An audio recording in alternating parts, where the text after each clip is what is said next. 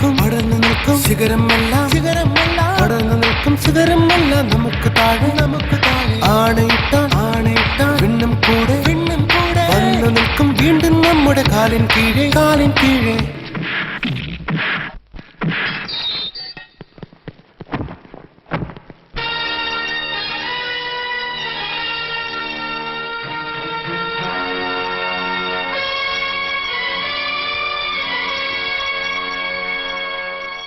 പ്രതിക്കൂട്ടിൽ നിർത്തിയിട്ടുള്ള കാളിക്കും അവന്റെ സുഹൃത്തുക്കൾക്കും കൊല, കൊള്ള, ബലാത്സംഗം എന്ന കുറ്റങ്ങൾ ചാർത്തിയിട്ടുണ്ട്.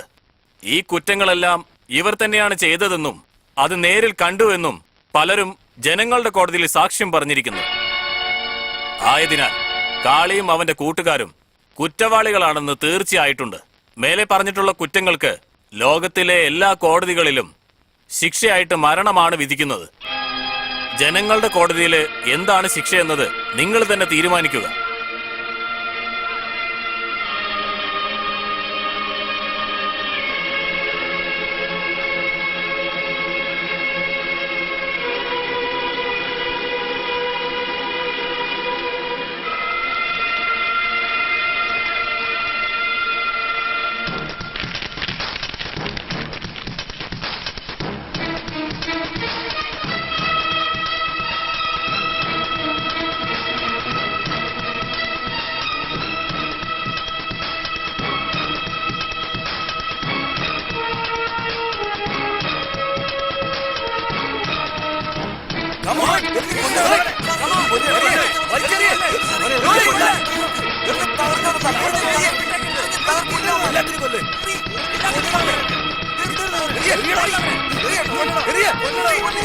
നിർത്തിക്കാൻ കല്ല് താഴെയിടാനല്ലേ പറഞ്ഞേ?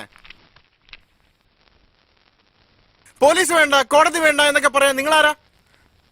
ഞങ്ങൾ പോലീസോ കോടതിയോ വേണ്ടെന്നല്ല പറഞ്ഞത്. ഞങ്ങൾക്ക് അവരെ ആവശ്യമില്ല, അത്രേ ഉള്ളൂ. പോലീസും കോടതിയൊക്കെ ഉണ്ടായിട്ടും വീട്ടിൽ വാച്ച്മാനെ വെക്കുന്നില്ലേ? അതുപോലെ തന്നെ ഇതും. ഗ്രാമത്തിലെ പ്രശ്നങ്ങളൊക്കെ അവർ തന്നെ പറഞ്ഞ് തീർക്കാറില്ലേ? അതുപോലെ ഞങ്ങൾ തന്നെ വിചാരണ ചെയ്ത് ഞങ്ങൾ തന്നെ പറഞ്ഞു തീർത്തോളാം. അല്ലാതെ പോലീസ് കോടതി എന്ന് പറഞ്ഞ് നടക്കണം ഞങ്ങളില്ല, അത്രേ പറഞ്ഞോളൂ. ശരി മോനെ, നിങ്ങൾ തന്നെ എല്ലാം ചെയ്യുന്ന സ്ഥിതിക്ക് നിങ്ങൾ തന്നെ അവരെ ശിക്ഷിച്ചോ. അവരെ കൊന്നു കഴിഞ്ഞാൽ എല്ലാ പ്രശ്നങ്ങളും തീരുവോ? ഇവരല്ലെങ്കിൽ മറ്റാരെങ്കിലും വരില്ലേ? ഇങ്ങനത്തെ പ്രശ്നപരിഹാരം ആരാണോ നിങ്ങൾക്ക് പറഞ്ഞത്? ഏത് കോളേജിൽ പഠിച്ചേ? ഇന്ന് നിങ്ങൾ അവർ തല്ലും, നാളെ അവരുടെ ആൾക്കാർ വന്ന് നിങ്ങളെ കൊല്ലും. ഇതിങ്ങനെ തന്നെയല്ലേ പോവുള്ളൂ. അപ്പൊ ഈ നടക്കുന്നൊക്കെ കണ്ടിട്ട് മിണ്ടായിരിക്കാനാണോ പറയുന്നത്? ഇല്ല, ഞാൻ അങ്ങനെയല്ല ഉദ്ദേശിച്ചത്. നിങ്ങളൊന്ന് ആലോചിച്ച് നോക്കാനാ പറഞ്ഞത്. സമാധാനപരമായ ഈ നാട്ടിൽ പകരത്തിന് പകരം ചോദിക്കാൻ ഇറങ്ങുന്നത് അതിനൊക്കെ കാരണം ഇവിടുത്തെ രാഷ്ട്രീയമാണ്. ആദ്യം ഇവിടുത്തെ രാഷ്ട്രീയം ശരിയാക്കാൻ നോക്ക്, എല്ലാം ശരിയായിക്കോളും.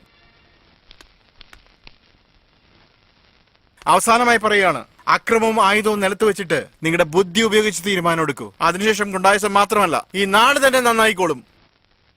അത് നിങ്ങളെ കൊണ്ട് ചെയ്യാൻ സാധിക്കും.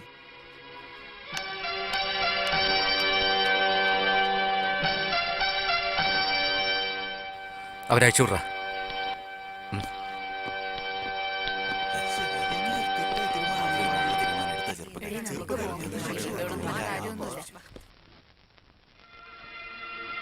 സമാധാനപരമായ ഈ നാട്ടിൽ പകരത്തിന് പകരം ചോദിക്കാൻ ഇറങ്ങുന്നത് അതിനൊക്കെ കാരണം ഇവിടുത്തെ രാഷ്ട്രീയമാണ്. ആദ്യം ഇവിടുത്തെ രാഷ്ട്രീയം ശരിയാക്കാൻ നോക്ക്, എല്ലാം ശരിയായിക്കോളും. ഇത്രയും നാള് നമ്മള് വേരിൽ കത്തിവെച്ചിരുന്നില്ല, അതുകൊണ്ടാ പിന്നെ പിന്നെ മുളച്ചു വന്നോണ്ടിരുന്നത്. ഇനി വേരിൽ കത്തിവെക്കാൻ പോവാ. പ്രിയമുള്ള പാർട്ടി പ്രവർത്തകരെ, നമ്മുടെ നാട് ഇലക്ഷൻ വേളയിലേക്ക് അടുത്തുകൊണ്ടിരിക്കുന്ന ഈ സമയത്ത് പ്രിയ SS അവർകൾ ഇങ്ങോട്ട് എത്തിക്കൊണ്ടിരിക്കുകയാണ്. അതാ SS അവർകൾ അതാ എത്തിക്കഴിഞ്ഞു.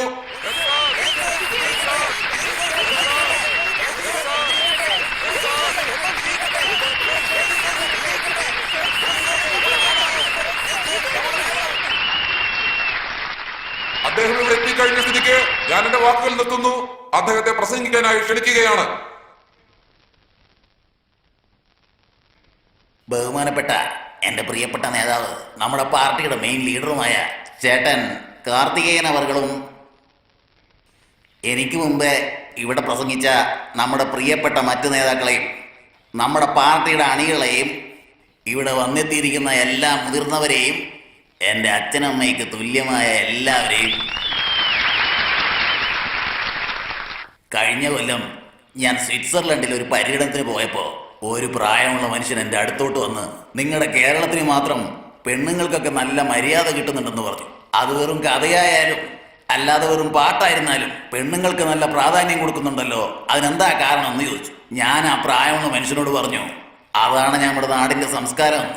അതായത് നമ്മൾ സ്ത്രീകളെ വളരെ ബഹുമാനിക്കുന്നവരാണ്. അതുകൂടാതെ എന്നെ പോലുള്ള രാഷ്ട്രീയക്കാർ സ്ത്രീകളെ ദൈവത്തെ പോലെയാ കാണുന്നതെന്ന് ഞാൻ പറഞ്ഞു. അതുകൂടാതെ നമ്മുടെ കേരളത്തില് പിച്ചക്കാര് പിച്ച എടുക്കുമ്പോ കൂടി അമ്മ അമ്മ എന്ന് വിളിച്ചുകൊണ്ടാണ് പിച്ച എടുക്കുന്നതെന്ന് ഞാൻ പറഞ്ഞു. അല്ലാതെ അച്ഛ അച്ഛ എന്ന് പറഞ്ഞ് ആരും പിച്ച എടുക്കാറില്ല. നമ്മുടെ പിച്ചക്കാർക്ക് പോലും സ്ത്രീകളെ എത്രത്തോളം ബഹുമാനം ഉണ്ടെന്ന് ആ സ്വിറ്റ്സർലൻഡുകാരനെ പറഞ്ഞു മനസ്സിലാക്കി കൊടുത്തിട്ടാണ് ഞാൻ പിന്നെ ഇങ്ങോട്ട് വന്നേ. ഞാൻ സ്ത്രീകളെ ഇത്രയ്ക്ക് ബഹുമാനിക്കുന്നത് കൊണ്ടാണ് ഞാൻ ഓരോ വേദിയിലും എന്നെ പെറ്റെടുത്ത അമ്മമാരേന്ന് ഇത്ര ബഹുമാനത്തോടു കൂടി വിളിക്കുന്നത്. എന്നെപ്പോലെ നിങ്ങളും സ്ത്രീകളെ നന്നായിട്ട് ബഹുമാനിക്കാൻ പഠിക്കണം. പെണ്ണെന്നത് എപ്പോഴും നമ്മുടെ പെറ്റ തള്ളയെ പോലെയാണെന്ന് നിങ്ങളെന്നും ഓർക്കണം. ഇത് ഞാൻ ഈ ജനക്കൂട്ടത്തിന് മുന്നിൽ ബോധിപ്പിക്കുക.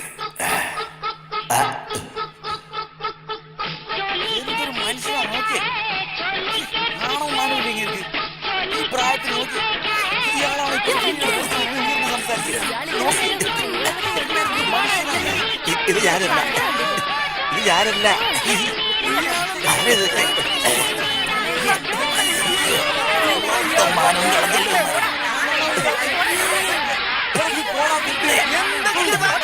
ആരല്ല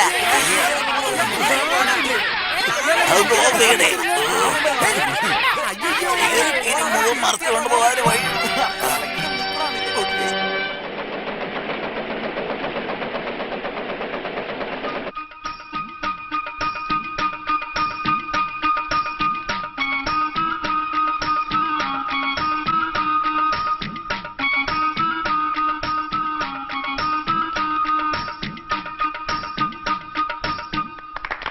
ചോളി കെ പീച്ചേ ക്യാ ഹേ, ചോളി പീച്ചേ ക്യാ ഹേ, ചോളി കെ പീച്ചേ ക്യാ ഹേ എന്ന് പറഞ്ഞാൽ അതിന്റെ അർത്ഥം എന്താണെന്നറിയോ? ബൗസിന്റെ അകത്ത് എന്താ ഇരിക്കുന്നതെന്നാ? ഒരു മന്ത്രി പാടേണ്ട പാട്ടൊക്കെയാണോ ഇത്?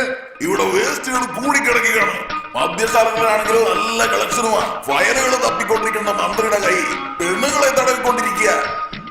നമ്മളെല്ലാം മന്ത്രിയായി കഴിഞ്ഞാൽ തൊഴിലവസരങ്ങളാണ് ഉണ്ടാക്കേണ്ടത്, അണക്കെട്ടാണ് ഉണ്ടാക്കേണ്ടത്, സ്കൂളുകളും കോളേജുകളുമാണ് തുറക്കേണ്ടത്. അല്ലാതെ കണ്ട വൃത്തികെട്ട പെണ്ണുങ്ങളുടെ ബ്ലൗസ് അല്ലേ കാണേണ്ടത്. അഥവാ ഇനി മന്ത്രിക്ക് നാടിന് വേണ്ടി ഒന്നും ചെയ്യാൻ അറിയില്ലെങ്കിലും ഡാൻസ് നന്നായിട്ട് കളിക്കാൻ അറിയാം. ഇനി SS രാജിവെക്കാണ്ട് വേറെ വഴിയൊന്നുമില്ല. മന്ത്രിസഭയുടെ പ്രതിച്ഛായ മൊത്തം പോയെന്നേ. വേറെ വഴിയൊന്നുമില്ല. ഇത്രയും കാലമായിട്ടും സത്യം, ധർമ്മം, നീതി എന്നിവയെല്ലാം കാത്തു സൂക്ഷിച്ചുകൊണ്ടിരുന്ന നമ്മുടെ കക്ഷികൾക്ക് ഇപ്പോൾ പുതിയൊരു പ്രശ്നം ഉണ്ടായിരിക്കുകയാണ്. ഈ പ്രശ്നങ്ങൾക്കെല്ലാം കാരണക്കാരൻ മന്ത്രി SS ആണ്. മന്ത്രി SS പല പല സ്ത്രീകളുമായി ഡാൻസ് ചെയ്യുന്നതിന്റെ വീഡിയോ ഇറങ്ങിയിട്ടുണ്ട്. ഇതിനെക്കുറിച്ച് മാധ്യമങ്ങളെല്ലാം വാതോരാതെ എഴുതിക്കൊണ്ടിരിക്കുകയാണ്. ഈ അവസ്ഥയെ മറികടക്കുന്നതിന് വേണ്ടി, നമ്മുടെ മന്ത്രിസഭ നിലനിർത്തുന്നതിന് വേണ്ടി ബഹുമാനപ്പെട്ട മന്ത്രി രാജിവെക്കാതെ വേറെ വഴികളൊന്നുമില്ല. അതെ, SS രാജിവെച്ചേ പറ്റൂ. SS രാജിവെച്ചേ പറ്റൂ. രാജിവെച്ചേ പറ്റൂ, അല്ല ശരിയാവില്ല. രാജിവെക്കാതെ ഞങ്ങൾ സമ്മതിക്കില്ല. SS രാജിവെച്ചേ പറ്റൂ. രാജിവെച്ചേ പറ്റൂ. രാജിവെച്ചേ പറ്റൂ. എന്റെ പ്രിയപ്പെട്ട MLA-മാരെ, ബഹുമാനപ്പെട്ട മുഖ്യമന്ത്രി, എന്റെ മേൽ ചാർത്തപ്പെട്ട കുറ്റങ്ങൾക്ക് ഞാൻ മറുപടി പറയുന്നതിന് മുമ്പ് നിങ്ങളൊക്കെ കേൾക്കാൻ വേണ്ടി ഒരു കൊച്ചു കഥ പറയാൻ എനിക്ക് സമയം തരണം.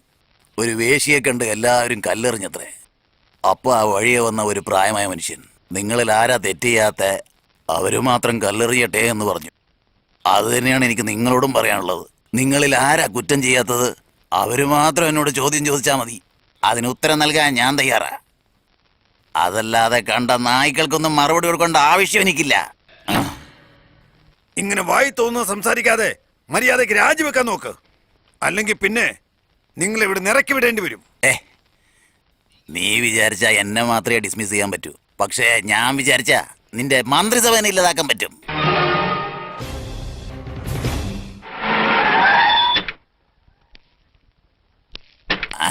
എത്രയും പെട്ടെന്ന് ഡൽഹിക്ക് വിളിക്ക്.